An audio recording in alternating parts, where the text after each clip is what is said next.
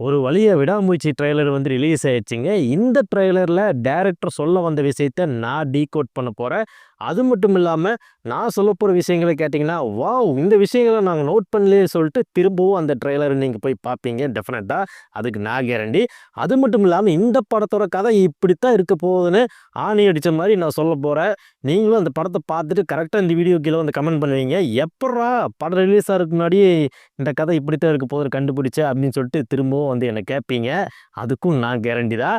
அது மட்டும் இல்லாம இந்த ட்ரெய்லர்ல எனக்கு பிடிச்ச விஷயங்கள அதாவது சீன் பை சீனா நான் பார்த்து வியந்து போன விஷயங்களையும் நான் வந்து உங்ககிட்ட ஷேர் பண்ண போறேன். அதுவும் உங்களுக்கு ரொம்ப இன்ட்ரெஸ்டிங்கா இருக்க போகுது. அது மட்டும் இல்லாம இந்த படம் வந்து ஒரு ஹாலிவுட் படத்த பேஸ் பண்ணி எடுக்கப்பட்ட படம் தான். அது எந்த ஹாலிவுட் படம் அப்படிங்கிறதையும் நீங்க தெரிஞ்சுக்க போறீங்க.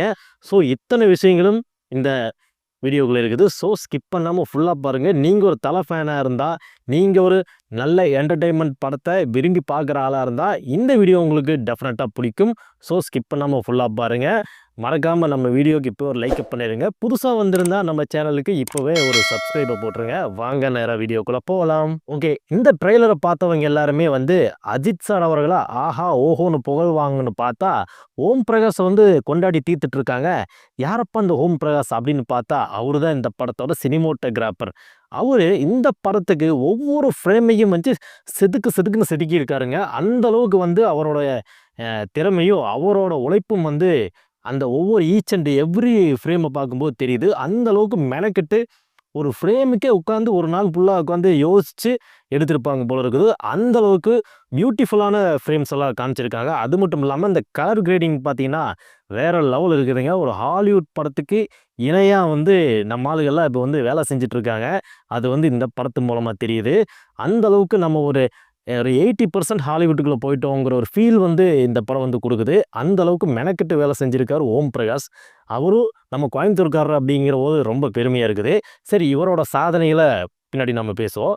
ஃபர்ஸ்ட்டு நம்ம இந்த படத்துல நம்ம தல அஜித் குமார் அவர்கள் அவரோட கேரக்டர் பார்த்தீங்கன்னா, ஒரு பகட்டமான ஆளா, ஒரு பரபரப்பான ஆளா, தன்னோட லைஃப்ல மிக முக்கியமான ஒரு நபர வந்து இழந்து, அவங்களும் தேடி போய் கண்டுபிடிக்கிற ஒரு ஃபேமிலி மேனா வந்து இந்த படத்துல வந்து காமிச்சிருக்காங்க.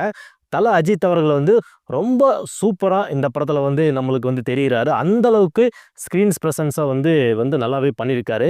ஒரு ஃபேமிலி மேனா அவர் காட்டுற எமோஷன்ஸ், ஆக்ஷன், சென்டிமென்ட் இப்படின்னு சொல்லிட்டு பல்வேறு கெட்டப்புகள நம்ம எல்லாம் வந்து அசத்த போறாருங்கிற மாரி தான் தெரியுது. இது ஒரு சீரியஸான கதைங்கிறனால அந்த அளவுக்கு தன்னோட உடம்பு எடைய கூட்டி, இறக்கி எல்லா வேலையும் பண்ணியிருக்காரு நம்ம தல அஜித் அவர்கள். பார்க்கறக்கே வந்து ஒவ்வொரு ஸ்க்ரீன்லயும் நம்ம தல வந்து அழகா தெரியிறாரு. அது மட்டும் இல்லாம, ஒரு ஹாலிவுட் படம் பார்க்குற ரேஞ்சுக்கு வந்து தலைய வந்து இந்த படத்துல வந்து ரொம்ப ஸ்டைலிஷாவும் காமிச்சிருக்காங்க. சரி, அப்படி என்னப்பா அவரோட லைஃப்ல மிக முக்கியமான ஒரு நபர இழந்துட்டாரு. யார் அவங்க அப்படின்னு கேட்டீங்கன்னா, அவங்க தான் தன்னோட ஒய்ஃப் அதாவது த்ரிஷாவ வந்து இழந்துட்டு, அவங்கள தேடி கண்டுபிடிக்கிற மாரி தான் வந்து கதை போகுது. எதுக்காக த்ரிஷா வந்து இழந்தாங்க? அதுக்கு பின்னாடி இருக்கிற ஸ்டோரி என்னங்கிறத பார்த்துருவோம். ஃபர்ஸ்ட்டு வந்து அஜித் அவர்களும், த்ரிஷா அவர்களும் வந்து லவ் பண்ணி மேரேஜ் பண்ணிக்கிறாங்க. இப்படி மேரேஜ் பண்ணிக்கிட்டது அப்புறமா வந்து இவங்க வந்து ஹனிமூனுக்காக வந்து எங்க போறாங்கன்னா வந்து அஜர்பைஜான் போறாங்க. அங்க போய் ஹனிமூன் வந்து கொண்டாடுறாங்க. அதுக்கப்புறமா அங்க நடக்கிற சில சந்தர்ப்ப சூழ்நிலைகள்ல வந்து த்ரிஷாவுக்கும், நம்ம அஜித் குமார் அவர்களுக்கும் கருத்து வேறுபாடு ஏற்படுது. அடிக்கடி சின்ன சின்ன மனக்கசப்புகள் வந்து நடக்குது. இப்படி இருக்கிற சூழ்நிலையில தான் வந்து ஒரு நாள் வந்து ஒரு என்ன சொல்றது? அஜர்பைஜான் பாலைவனத்தில அஜித் அவர்கள் வந்து த்ரிஷாவ வந்து மிஸ் பண்ணிடுறாரு. அவங்க வந்து எப்படி மிஸ் ஆனாங்கன்னு தேடி கண்டுபிடிக்கிறதா வந்து கதை. அந்த கதையில வந்து அஜித் அவர்களுக்கு வந்து சப்போர்ட்டிவ் ரோலா வந்து நம்ம அர்ஜுன் அவர்கள் வராரு. அர்ஜுன் தான் இந்த படத்தோட மெயின் வில்லன் அப்படிங்கிறது வந்து கொஞ்ச நாளுக்கு அப்புறம் தான் வந்து தல அஜித் அவர்களுக்கு தெரியுது. அஜித் அவர்கள் வந்து த்ரிஷாவ தேடி கண்டுபிடிக்கிற வரைக்கும் நம்ம வந்து அர்ஜுன் வந்து என்ன பண்றாருன்னா, அஜித் கூடவே இருந்து ஒரு சப்போர்ட்டிங் கேரக்டரா இருந்து த்ரிஷாவ கண்டுபிடிக்கிற மாரி ரியாக்ஷன் குடுத்துட்டு, பின்னாடி வந்து அவரே வில்லனா வந்து அஜித் முன்னாடி வந்து நிக்கிறாரு. இப்படித்தான் வந்து கதை போகுது. இந்த கதைக்கு நம்ம இந்த ட்ரெய்லர் பார்க்கும்போது உடந்தையா இருக்கிறவங்க போலீஸாரும், இந்த அஜித் அவர்களோட மனைவிய வந்து கிட்னாப் பண்ணி, அவங்க வந்து அதன் மூலமா வந்து நெறைய காசு பார்க்குற வேலையில இந்த போலீஸ்காரங்களும் ஈடுபடுறாங்க. இதுதான் வந்து இந்த கதையில வந்து நடக்கிற சூட்சமம். இந்த சூட்சமங்களை எல்லாம் வந்து எப்படி அஜித் அவர்கள் உடைச்செறிஞ்சு தன்னோட மனைவிய வந்து காப்பாத்துனாரு அப்படிங்கிறது தான் மீதி கதையா இருக்க போகுது. இதுல வந்து ஒவ்வொருத்தரையும் வந்து அஜித் அவர்கள் வந்து நம்புவாரு, போலீஸ நம்புவாரு, பப்ளிக்கை நம்புவார், ஃப்ரெண்ட்ஸை நம்புவார். இந்த மாதிரி நம்ப யாருமே வந்து அவருக்கு உதவி பண்ண மாட்டாங்க. எல்லாருமே வந்து நம்பிக்கை துரோகம் பண்ணுவாங்க. கடைசியில் இதையெல்லாம் உணர்ந்துக்கிட்ட அஜித் அவர்கள் வந்து இனி யாரை நம்பியும் பிரயோஜனம் இல்லை, நம்மளை நம்புவோம்னு சொல்லிட்டு தான் வந்து விடாமுயற்சியாக தீவிரமாக அவரே தன்னை நம்பி தன்னால் மட்டும்தான் முடியும்னு சொல்லி அவரே வந்து ஓன் இன்ட்ரெஸ்ட் எடுத்துகிட்டு தன்னோட ஒய்ஃபை தேடி கண்டுபிடிச்சு அந்த எதிரியெல்லாம் அழித்து ஒய்ஃபை வந்து காப்பாற்றுறத இந்த கதை ஏற்க போகுதுன்னு நினைக்கிறேன். இந்த படத்தோட மையக்கரு எங்கேருந்து எடுத்தாங்கன்னா ஹாலிவுட்டில் பிரேக் டவுன் அப்படிங்கிற ஒரு படத்துலேருந்து எடுத்திருக்காங்க. பிரேக் டவுன் படத்துலையும் இந்த மாதிரி தான் ஒரு ஹஸ்பண்ட் ஒய்ஃப் வந்து ஒரு ஹைவேல போயிட்டு இருப்பாங்க. அப்போ வந்து அந்த இடத்துல கார் வந்து பிரேக் டவுன் ஆயிரும். பிரேக் டவுன் ஆனதுக்கப்புறமா அது ஹஸ்பண்டுக்கு என்ன பண்ணுறதுன்னு தெரியாது. ஆப்போசிட்டில் பார்த்தீங்கன்னா ஒரு ட்ரக்கு வந்து வந்துட்டு இருக்கும். அந்த ட்ரக்கில் அந்த டிரைவர்கிட்ட ஹெல்ப் கேட்பாங்க. அவரு வந்து சரி ஹெல்ப் பண்ணுறேன், ஒய்ஃபை கூட வர சொல்லுங்க, அங்கே ஒரு மெக்கானிக்கல் ஷாப் இருக்கும், அங்கேருந்து ஆளை வர சொல்கிறேன்னு சொல்லிட்டு ஒய்ஃபை வந்து கூப்பிட்டு போவார். இப்படி கூப்பிட்டு போனதுக்கப்புறமா வந்து பார்த்தீங்கன்னா ஒய்ஃப் வந்து திரும்ப வரவே மாட்டாங்க. அந்த ட்ரக்கும் வந்து திரும்பி வராது. என்னடா ஆச்சு ஒய்ஃபு அப்படின்னு சொல்லிட்டு தேடி போய் அங்கே பலவித பிரச்சனைகளில் மாட்டிக்கிட்டு தன்னோட ஒய்ஃபை கண்டுபிடிச்சா ஆகணும்னு சொல்லிட்டு பல பேர்கிட்ட கெஞ்சி கதறி கூத்தாடி இத்தனை வேலையும் பண்ணி பார்ப்பாரு. ஆனால் யாருமே வந்து சப்போர்ட் பண்ண மாட்டாங்க, ஹெல்ப் பண்ண மாட்டாங்க. அந்த சமயத்தில் தான் வந்து சரி யாரும் ஹெல்ப் பண்ணாட்டி பரவாயில்ல, நானே ஒய்ஃபை தேடி கண்டுபிடிக்கிறேன்னு சொல்லிட்டு அவரே வந்து சில விஷயங்களை கண்டுபிடிச்சு ஒவ்வொரு க்ளூவாக தேடி போய் தான் கடைசியாக அவரோட ஒய்ஃப் வந்து உயிரோடு இருக்காங்கன்னு சொல்லி கண்டுபிடிச்சு அவங்களையும் வந்து காப்பாற்றுவாங்க. இதுதான் வந்து அந்த படத்தோட கதை. அந்த படத்தோட கதையை தமிழில் வந்து இவங்க வந்து வேறு மாதிரி கொஞ்சம் எடுத்து பில்டப் பண்ணி இந்த படத்தை கொண்டு வந்திருக்காங்க. இருந்தாலும் அந்த படத்தோட மேக்கிங் வேறு, இந்த படத்தோட மேக்கிங் வேறு, ரெண்டுமே வந்து ஒரே கதையாக இருக்கலாம். ஆனால் எடுத்த விதம்னு பார்த்தீங்கன்னா கொஞ்சம் ஹாலிவுட் படத்துலேருந்து கொஞ்சம் டிஃப்ரெண்டாக இருக்கிற மாதிரி தான் எனக்கு ஃபீல் ஆகுது. ஏன்னா அந்தளவுக்கு காட்சிகள் மாறுபட்டு இருக்குது, அதுக்குண்டான கதை களங்களும் மாறி இருக்குது. நம்ம தமிழ் ஆடியன்ஸுக்கு தகுந்த மாதிரி இந்த படத்தை வந்து எடுத்து கொடுத்துருக்காரு நம்ம மகிழ் திருமேனி. ஓகே, இந்த படத்தில் ஓம் பிரகாஷ் நம்ம சினிமோட்டோகிராஃபர் வந்து அருமையான ஷாட்டெல்லாம் வந்து எடுத்திருந்தாரு. அந்த ஷாட்டெல்லாம் வந்து இப்போ நான் உங்கள்கிட்ட சொல்கிறேன். நீங்கள் இந்த இப்போ வீடியோ முடிஞ்சதுக்கப்புறமா போய் ட்ரெய்லர் பாருங்கள். ஒரு சீனில் பார்த்தீங்கன்னா காரோட வீல் மட்டும் அப்படியே ரொட்டேட் ஆகுங்க, அப்படியே மண் கல்லெல்லாம் அப்படியே தெரிக்கும். அந்த சீன் பார்த்தீங்கன்னா ரொம்ப சூப்பராக இருக்கும். அதுக்கப்புறமா அஜித் அவர்கள் வந்து காரில் சீட்டில் வந்து உட்காந்துருப்பார். மிரரில் பார்த்தீங்கன்னா அஜித் அவரோட ஃபேஸ் தெரியும். ஆப்போசிட்டில் பார்த்தீங்கன்னா ஒரு வண்டி வந்து ஸ்பீடாக வந்துட்டு இருக்கும். அந்த ஷாட்டு பார்த்தாலும் சூப்பராக இருக்கும். அதுக்கப்புறமா வந்து அஜித் அவர்கள் வந்து ஒரு ரயிலாக பஸ் வந்து இல்லை, அப்படியே வந்து ஸ்டெப்பில் நின்றுட்டு இப்படியே மேலே பார்த்துட்டு இருப்பார். அந்த சீன் பார்த்தீங்கன்னா நல்லா வைடு ஸ்க்ரீனாக இருக்கும். அஜித்தும் பார்த்தீங்கன்னா ஸ்டைலிஷாக இருப்பார். ஒரு பிளாக் ஷேட் மாதிரி தெரியும். ஒரு பிளாக் ஷேடில் அஜித் அவர்கள் நிற்பார். அந்த செட்டப்பே பார்த்தீங்கன்னா அருமையாக இருக்கும். அதுக்கப்புறமா ஒரு சென்டிமெண்ட் சீன் மாதிரி இருக்கும். அதில் பார்த்தீங்கன்னா ஒரு கார் மட்டும் பின்னாடி நிற்கும். அந்த காருக்கு முன்னாடி அஜித் அவர்கள் நின்றுருப்பார். அந்த ஷேப்பே பார்த்தீங்கன்னா நல்லா சூப்பராக இருக்கும். காருக்கு ஈக்குவலாக அஜித் அவர்கள் காமிச்சிருப்பாங்க. அப்படியே ஜூம் அவுட் ஆகிட்டு வந்துருக்கும் லென்ஸு. அந்த சீனும் வந்து சூப்பராக இருந்துச்சு. அதுக்கப்புறமா அந்த அஜர்பைஜான் பாலைவனத்தை காட்டுற சீனும் நல்லாயிருக்கும். அதில் பார்த்தீங்கன்னா நம்ம அஜித் குமார் அவர்கள் வந்து பைக்கில் தான் எல்லாம் வீலிங் பண்ணி பார்த்துருப்பீங்க. நம்ம அஜித் அவர்கள் கார்லேயே வந்து 2 வீலில் ஓட்டிகிட்டு போவார். அப்படியே கிராஸாக அப்படியே படுத்த மாதிரி ஓட்டிகிட்டு போயிட்டுருப்பார். அந்த சீனு வந்து சூப்பராக இருந்துச்சு. அதுக்கப்புறமா பார்த்தீங்கன்னா அஜித் அவர்கள் வந்து ஒரு ரூமில் வந்து உட்காந்துருப்பார். அப்படியே அந்த டோர் வந்து க்ளோஸ் ஆகும். க்ளோஸ் ஆகும்போது பார்த்தீங்கன்னா த்ரிஷா அவர்கள் ஆப்போசிட்லேன்ட்டு ஃபோன் பேசிட்டு இருப்பாங்க.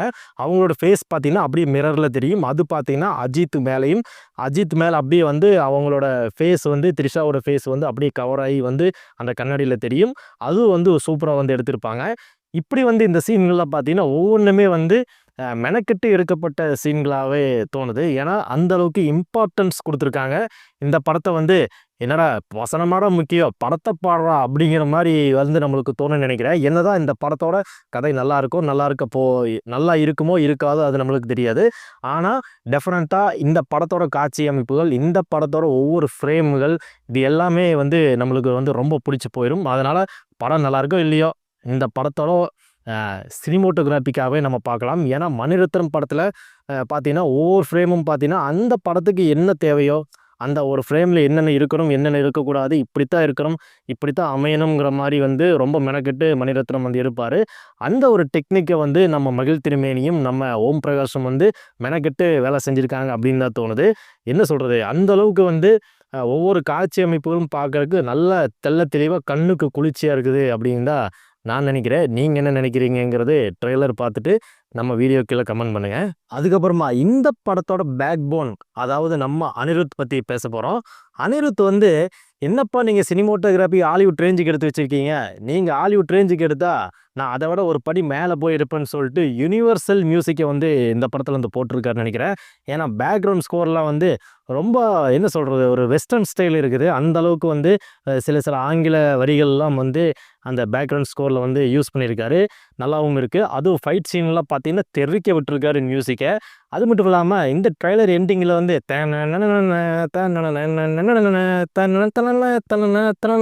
அப்படிங்கிற மாதிரி ஒரு மியூசிக் வரும் பார்த்தீங்களா, அது வந்து நல்லாவே ஒர்க் அவுட் ஆகிருக்கு. ஏன்னா அந்த மியூசிக் வந்து கேட்குறக்கே நல்லாவும் இருக்குது. அந்த மாதிரி ஒரு யூனிக் ஸ்டைலை வந்து யூனிக் மியூசிக்கை வந்து இந்த படத்தில் போட்டிருக்காரு. ஆல்ரெடி இந்தியன் படத்தை வந்து எல்லோரும் கழுவி ஊற்றணும். ஆனால் இந்த படத்தை பார்த்து அதே வாய் வந்து ஆஹா ஓஹோ மியூசிக் சூப்பர்னு சொல்ல போகுது. அது நாரவாய், இது வேற வாய் அப்படின்னு சொன்னாலும் ஆச்சரியப்படுறதில்ல. அந்த அளவுக்கு சூப்பர் கிளாஸியாக மாஸாக ஸ்டைலிஷாக அஜித் அவர்களுக்கு சூப்பராக போட்டிருக்காரு மியூசிக்கை நம்ம அனிருத் அவர்கள். அதுக்காகவே வந்து அவருக்கு ஒரு அப்ளாஸ் பண்ணிக்கலாம். அதுக்கப்புறமா வந்து இந்த ட்ரெய்லர் பார்க்கும்போது நம்ம அஜித் அவர்களுக்கும் த்ரிஷா அவர்களுக்கும் கெமிஸ்ட்ரி வந்து நல்லா ஒர்க் அவுட் ஆகிற மாதிரி இருந்துச்சு. என்னடா இந்த ஃபேமை பார்க்கும்போது நம்மளுக்கு ஏதோ ஒரு டேரக்டரோட ஸ்மெல் வந்துட்டு போகுது. ஏன்னா லவ் சீனும் சூப்பராக இருக்குது, ஆக்ஷன் சீனும் சூப்பராக இருக்குது, ஃப்ரேம் பார்த்தீங்கன்னா ஃபுல்லாக கலர்ஃபுல்லாக இருக்குது. இதெல்லாம் பார்க்கும்போது ஒரு டேரக்டரோட ஸ்மெல் வந்துட்டு போகுது, ஒரு டைரக்டரோட இன்ஸ்பிரேஷன் வந்துட்டு போகுது அப்படின்னு சொல்லி நம்ம ரிசர்ச் பண்ணி பார்க்கும்போது, ஆனால் நம்ம மகிழ் திருமேனி வந்து நம்ம கௌதம் வாசுதேவ் மேனனோட அசிஸ்டன்ட் டைரக்டரு. இந்த காக்க காக்க, பச்சைக்கிளி முத்துச்சரம், வேட்டையாடு விளையாடு இந்த படத்துலலாம் வந்து கௌதம் கூட ஒர்க் பண்ணியிருக்காரு நம்ம மகிழ் திருமேனி. அதனால தான் வந்து இந்த படத்தில் அவ்வளோ பியூட்டிஃபுல்லாக ஃப்ரேம்ஸை வந்து ஈச் அண்ட் எவ்ரி ஃப்ரேம்ஸையும் வந்து ரொம்ப பியூட்டிஃபுல்லாக காமிச்சிருக்காரு. அது ஆக்ஷன் சீன் ஆகட்டும், சென்டிமெண்ட் ஆகட்டும், லவ் சீன்ஸ் ஆகட்டும், எல்லாமே வந்து பியூட்டிஃபுல்லாக கலர்ஃபுல்லாக காமிச்சிருக்காரு நம்ம மகிழ் திருமேனி. அதனாலேயே வந்து கௌதமோட ஸ்மெல் வந்து லைட்டாக வந்துட்டு போகுது. அதனால் இந்த படம் நம்மளுக்கு கௌதம் வாசுதேவ் மேனனோட மேக்கிங் எந்த அளவுக்கு நம்மளுக்கு ஒரு பிடிச்ச விஷயங்கள் அமையுமோ, அதே மாதிரி இந்த படத்துலேயும் சில விஷயங்கள் நம்மளுக்கு டெஃபினட்டாக பிடிச்ச மாதிரி அமையும் அப்படிங்கிறதுல எந்த டவுட்டும் கிடையாது. ஓகே, அடுத்ததாக வந்து இந்த படத்தோட வில்லன் ஆக்ஷன் கிங் அர்ஜுன் பற்றி பேச போகிறோம். அர்ஜுன் வந்து ஈஸியாக வந்து ஒரு படத்தில் வந்து கமிட் ஆக மாட்டாராம். இவ்வளோ பணம் கொடுக்குற நடிங்க, இல்லை இந்த படத்தில் இந்த மாதிரி முக்கியமான நடிகர் நடிக்கிறாரு, அவர் கூட நீங்கள் வில்லராக நடிங்க அப்படின்னு சொல்லி எல்லாம் அவர் வற்புறுத்தி நடிக்க வைக்க முடியாதாம். அந்த படத்தோட கதை நல்லா இருக்கணும், அந்த படத்தில் அவருக்கு கொடுக்கப்படுற கேரக்டர் வந்து வெயிட்டாக இருக்கணும், இதெல்லாம் பார்த்து தான் வந்து நடிப்பாராம். இந்த வேலையை இன்னொரு மிக முக்கியமான நடிகர் வந்து பண்ணிட்டு இருக்காரு. அவர் தான் வந்து நம்ம நடிகர் சத்யராஜ் அவர்கள். சத்யராஜ் அவர்களும் ஈஸியாக ஒரு படத்தில் கமிட் ஆக மாட்டாராம். நல்லா அனலைஸ் பண்ணி அந்த கதை பிடிச்சிருந்து அந்த படத்தோட கேரக்டர் வந்து வெயிட்டாக இருந்தால் மட்டும்தான் நடிப்பாராம். பாகுபலிலையும் கூட நீங்கள் பார்க்கலாம். அந்த மாதிரி கதையை சூஸ் பண்ணி நடிக்கிறதுல 2 பேருமே வந்து சூப்பர் அப்படிங்கிற மாதிரி சொல்கிறாங்க. அதே மாதிரி அர்ஜுன் இந்த படத்தில் ரொம்ப ஸ்டைலிஷாக நல்லா ஒரு என்ன சொல்கிறது, ஒரு ஹாலிவுட் ரேஞ்சில் ஒரு வில்லனை தான் நம்ம பார்க்க முடியுது. அந்தளவுக்கு ஸ்டைலிஷாக வந்து காமிச்சிருக்காங்க. அதுலேயும் கூடவே இருந்து கொலிபறித்து ஒரு நரி மாதிரி வந்து இந்த படத்தில் வந்து ப்ளே பண்ணியிருக்கார் அப்படிங்கிற மாதிரி இந்த ட்ரெய்லர் பார்க்கும்போது நம்மளுக்கு தெரியுது. சரி, அந்த படம் ரிலீஸ் ஆனதுக்கப்புறம் எப்படி இருக்க போகுது, அர்ஜுன் அவர்களும் அஜித் அவர்களும் என்ன சம்பவம் பண்ண போகிறாங்க அப்படிங்கிறத நம்ம தியேட்டரில் பொறுத்து இருந்து பார்ப்போம்.